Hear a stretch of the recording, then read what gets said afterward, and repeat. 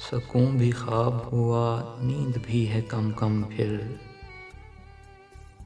قریب آنے لگا دوریوں کا موسم، پھر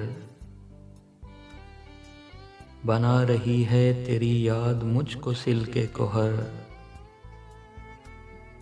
پھر ہو گئی میری پلکوں میں آج شبنم، پھر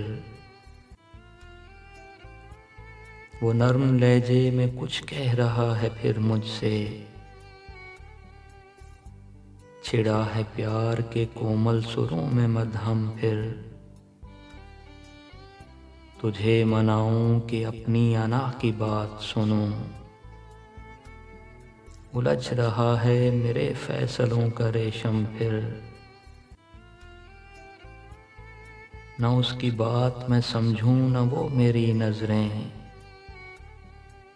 معاملات زباں ہو چلے ہیں مبہم، پھر